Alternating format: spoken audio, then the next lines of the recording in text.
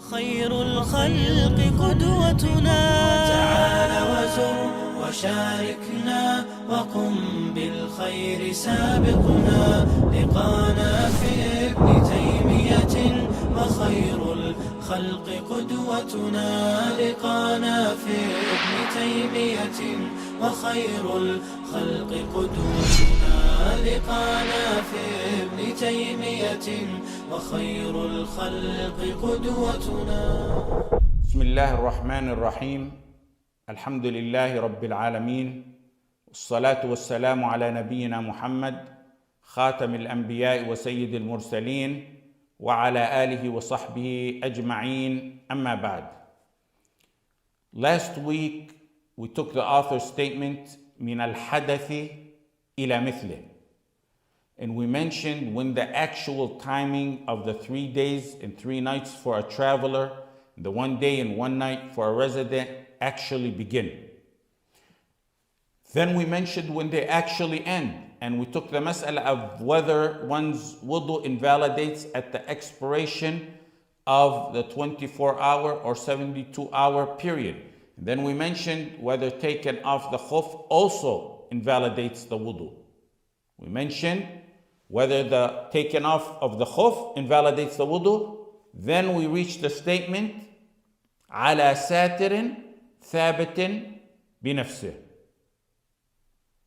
We said that satir, we stopped off at على ساتر.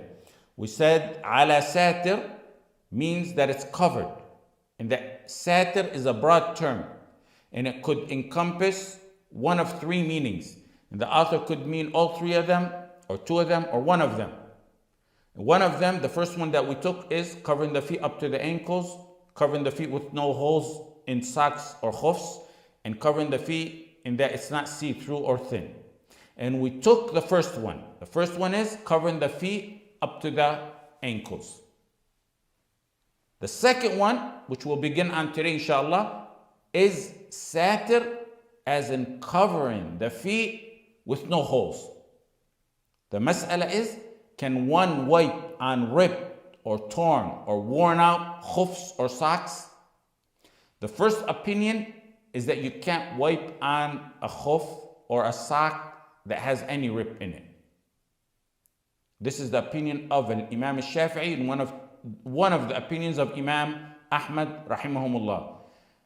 Some of the ulama have a rule that doubts in exceptions means you go back to the origin. This is an exception, wiping over the khuf. So you go back to the origin. They said this is a matter of doubt, so we go back to the origin of washing the feet and not wiping over a khuf or a sock that has hole in it. They also use the rationale that they used when we spoke about low-cut socks and khufs last week, if you remember. They said that there's an uncovered, bare part of the foot that one must wash, where you see the flesh through the holes. And the rest of the foot is covered by a khuf. The flesh, where you see the flesh, it's got to be washed. The part where the khuf is, you got to wipe it. They said the Messenger sallallahu alaihi wasallam never combined between wiping and washing a limb, so you can't wipe over torn socks or khufs. The second opinion, that's the opinion of the Hanafiya and Malikiya.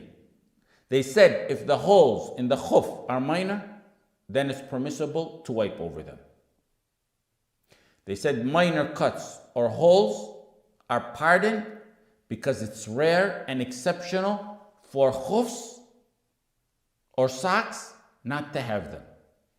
The third opinion is the opinion, old opinion of a Shafi'i, and it's the opinion of a Zahiriyya, and many ulama chose it, like Ibn al-Mundhir and Sufyan ibn Uyayna and Ishaq ibn Rahawayh and Ibn al-Mubarak and others. They said that you can wipe on a torn or ripped khuf or a sock unconditionally.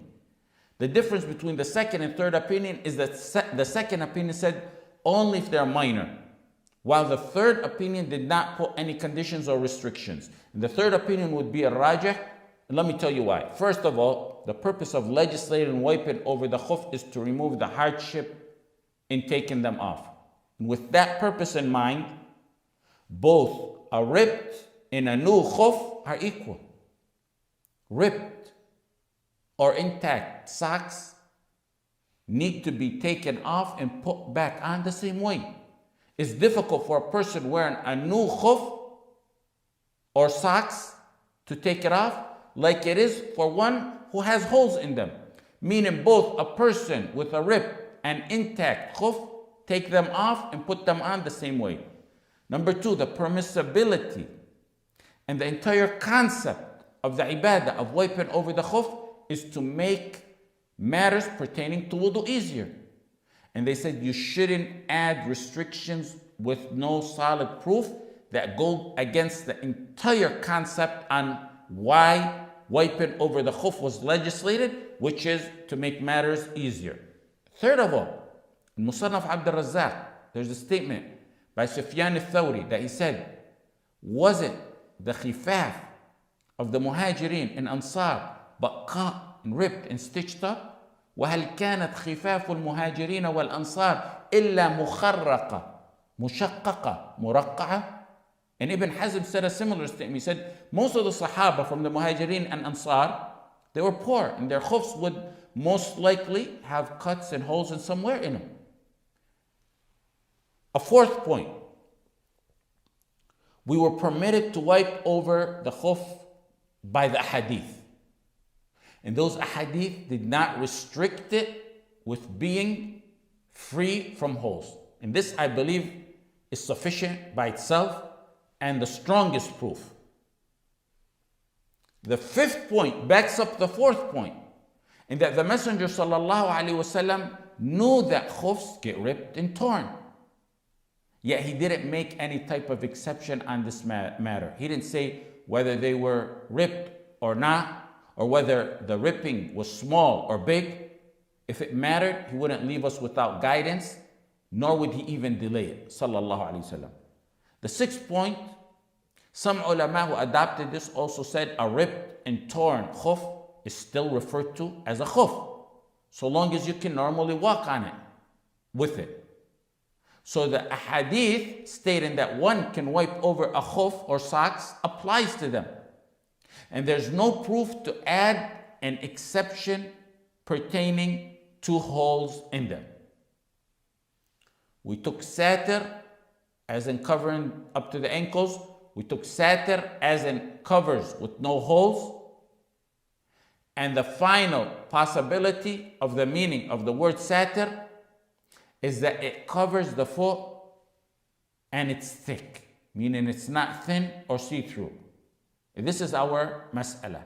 Can one wipe over thin socks or khufs if they exist, like sheer socks or transparent socks or nylons or something similar to that? The first opinion is the opinion of the overwhelming majority of the ulama, and they said they have to be thick. And this is the opinion of Abu Hanifa, or possibly an older opinion of his. It's the opinion of Shafi'iyya, the Hanabila. Al-Hasan al-Basri chose it, Sa'id ibn al-Musayyib chose it.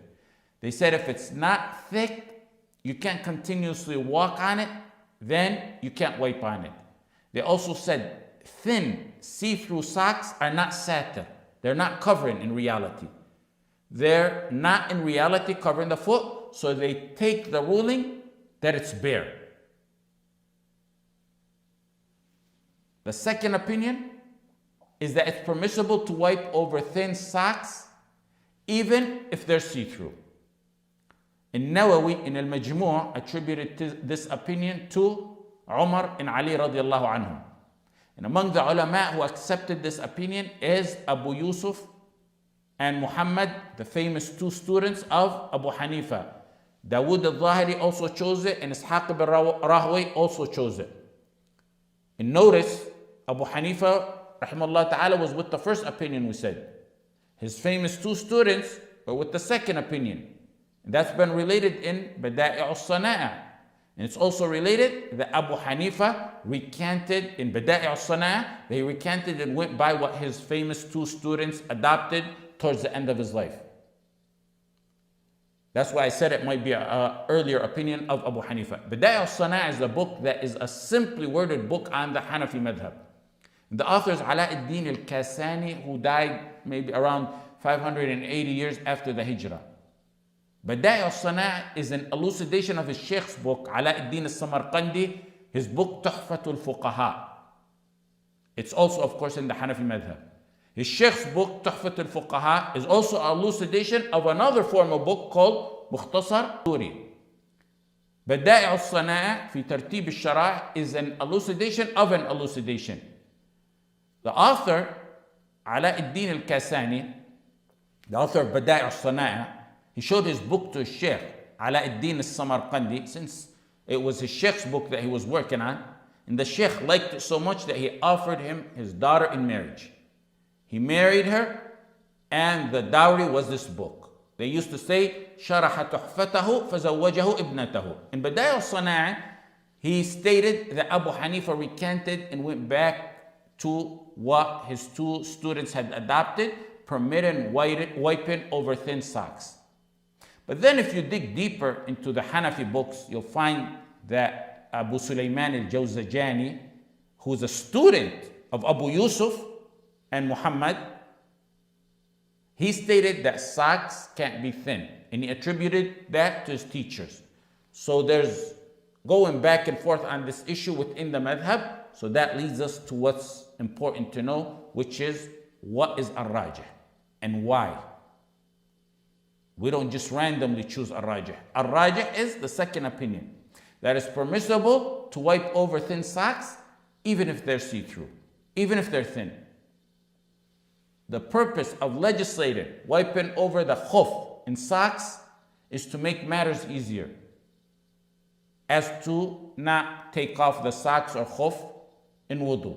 And this illah, this reasoning is the same in a khuf, in a sock, in socks that are light or thick. Also, thin socks or khufs are referred to as khufs or socks, meaning the term applies to them even if they're thin. So the ruling applies to them as well. Number three, what came as general should remain as general and cannot be restricted without proof. ما ورد من الأدلة مطلقة فلا بد أن يبقى على إطلاقه ولا يقيد إلا بدليل. Proof for wiping over the khuf is general, and it should remain so. And it doesn't specify thick or thin. Basically saying they must be thick is requesting something in ibadah that needs proof that they don't have. The proof for wiping over the khuf are general, and they should remain so unless you bring solid proof against that. Some who were against wiping over thin khuf said, as we stated with their rationales, that the thin clothes are not sufficient to cover awrah by ijma'. So it shouldn't be sufficient for covering the foot. It's not satir. So they said that it takes the ruling that it's bare. The response is that they don't fall under the ruling and restrictions that pertain to covering the awrah. They're two different things. And that concludes the statement, على ساتر ثابت بنفسه. The next statement by the author, على ساتر. We didn't take ثابت بنفسه yet. The next statement is ثابت بنفسه. Firm, stable by itself, meaning you wear the khuf or socks by themselves without having to wrap anything around them to keep them on. And there's opinions on this matter. The first opinion is that the former dhahab said they must be firm and stable by themselves in order to be allowed to wipe on them. You can't wipe over khuf or socks that keep dropping down or that are tied with something external like a cloth or a rope or a tie. They said the need to wipe is for a khuf that is firm around the foot and that one can continue to walk with. They said it's not difficult to take off a khuf or socks that keep dropping down. So the reason for the exception of wiping over the khuf is not needed for that person whose khuf or socks are not thabit binafsih. Just like it keeps dropping down, you can easily take it off and wash your feet. The exemption is not needed. The second opinion is the opinion of Ibn Taymiyyah, and it's the second opinion of a Shafi'iyya, and some Malikiyya chose it, and they said that the khuf doesn't have to be stable and firm on its own. Why? simply put, that the Messenger sallallahu alaihi wasallam allowed wiping over the khuf, and he did not restrict it by saying it must be robust or fixed or stable in itself on its own. Also, another rationale they gave is that the khuf is good and valid. It's good in itself. So you can't deprive someone of wiping on it. What they mean is that the khuf that you say keeps falling or sliding down, if a man with a larger foot or thicker foot wore it, it would hold up on its own. So there's nothing wrong with that khuf or socks. Therefore, you can't deprive someone of using that normal khuf or socks. They also said, the previous opinion said that you must walk on it without falling off. And the answer is, what if someone paralyzed is wearing it? They're depriving someone of wiping over the socks or khuf without proof. They also said, what's not fixed on its own is included in the permissibility by analogy. What's fixed by being tied with something follows in ruling what's fixed on its own by analogy, by qiyas. Also, khuf or socks are referred to as khuf or socks, whether it's firm on its own or tied with something else. And that concludes the author's issues on the khufs, and that's his statements on that. However, there's some issues that he didn't mention that we need to mention. And one of them is, can you wipe on shoes? The four imams don't permit wiping over the shoes. Al-Mawardi alleged there was an ijma that it's not permissible to wipe over the shoes. Imam al-Shanqiti in Adwa al-Bayan said one wiping on his shoes is in reality not washing the foot, nor is he wiping over what covers the foot, like socks. So he didn't allow it. Ibn al-Qayyim said the hadith that the opinion permitted it uses are abrogated by the ruling of washing the feet. The minority opinion, the second opinion, is that it's permissible to wipe over the shoes. Ibn Taymiyyah said it's permissible if it's difficult to take them off. There's many hadith that specify that the Messenger sallallahu alaihi wasallam wiped over his shoes. Na'layn. The term is an-na'layn. Each of those hadith has weakness in its chain. In fact, it's accurate to say there's no authentic narration that the Messenger sallallahu alaihi wasallam wiped over his shoes. So Ibn al-Qayyim's statement earlier that these hadith are abrogated to refute this opinion that we say is al-rajih, are not needed, because we're already saying they're weak and we're not going to use them. There's also a narration related by Al-Bazzar that Ibn Umar radiallahu anhuma made wudu wiping over his shoes, and then he said this is how the Messenger sallallahu alaihi wasallam used to do it. However, the strongest proof that would make it permissible to wipe over shoes is an authentic narration in Musannaf ibn Abi Shaybah that Ali radiallahu anhu wiped over his shoes. That narration of Ali is strong enough to stand on its own, and its proof on this matter, combined with the fact that we don't know that any of the Sahaba radiallahu anhum ajma'een objected or opposed him. The next mas'ala is, can you wipe on socks for wudu? And before we get into that, we have to understand the fiqh definition of socks. It's anything that's like a khuf made from other than leather. And Hattab al-Maliki said it's what's like a khuf made from cotton or any other material. So the difference between a khuf and socks, which is called al-jawrab, is that al-jawrab is made of cotton, wool, nylon, or any other material. There's two opinions on this matter. The first opinion is one of two opinions of Shafi'i, and it's their official madhab, and the madhab of the Hanabila, and the opinion of the two students of Abu Hanifa, Abu Yusuf and Muhammad al-Hanafiya. And Al-Zahiriyya chose this opinion, and it appears to be the final opinion of Abu Hanifa himself, because As-Sarkhasi in his book Al-Mabsut said that Abu Hanifa rahmahullah ta'ala in his illness wiped over his socks. And he said, I'm doing what I used to deter people from doing. And they inferred from that he agreed with the opinion of his students after all. And we mentioned earlier, when we were talking about thin and thick socks, we mentioned that in the dowry book, Bada'i al-Sana'a, that there's statements that support that Abu Hanifa rahimahullah permitted wiping over socks, and there's similar statements in Tabyin al-Haqa'iq, Sharh Kanz al-Daqa'iq lil-Zayla'i that support that matter. The second opinion is that it's not permissible to wipe on socks, or they placed some restrictions on it. And Ibn Rushd said this is the opinion of a Shafi'iyya, some of the Malikiyya, and Abu Hanifa. And of course, Abu Hanifa, we mentioned earlier that he most likely recanted. Some under this opinion placed restrictions that only if you can walk with them a certain distance. Some, like some of the Malikiyya, they said they need to have a leather bottom. And the proof that they alleged is that one must wash his feet by a clear command from Allah subhanahu wa ta'ala in the Quran. You can't defer from that to anything else except through clear, authentic proof. They said wiping over the socks, the hadith on it, are weak among the muhaddithin. And the response is, if they're talking about the hadith about the Messenger sallallahu alaihi wasallam, yes, but there's some authentic narrations by the Sahaba.